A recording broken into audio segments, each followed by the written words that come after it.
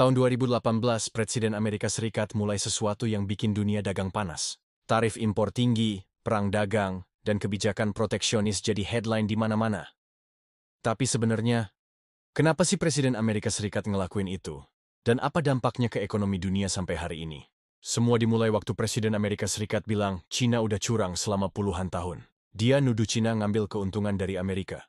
Dengan ekspor besar-besaran, pencurian kekayaan intelektual, dan surplus dagang yang gila-gilaan.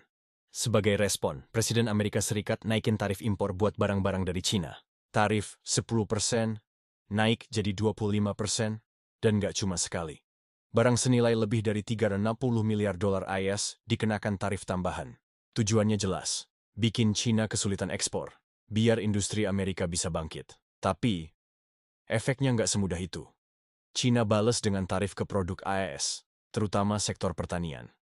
Petani Amerika rugi, dan pemerintahan Trump akhirnya harus keluarin subsidi miliaran dolar buat ganti kerugian itu. Perang tarif bikin ketegangan meningkat. Pasar global goyang. Rantai pasok terganggu.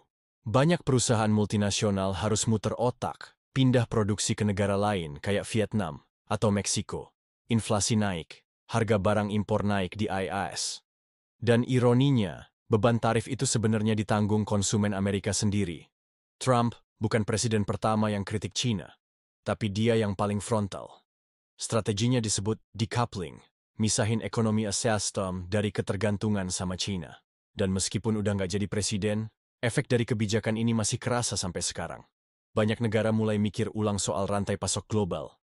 Amerika makin proteksionis, China makin defensif. Dunia makin waspada.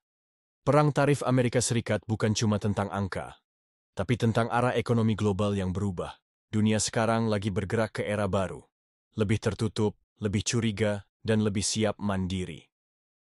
Pertanyaannya, apakah kebijakan kayak gini bikin negara makin kuat? Atau justru makin terisolasi? Seperti biasa, jika ada yang salah-salah atau kurang pas, mari kita diskusikan bareng-bareng di kolom komentar.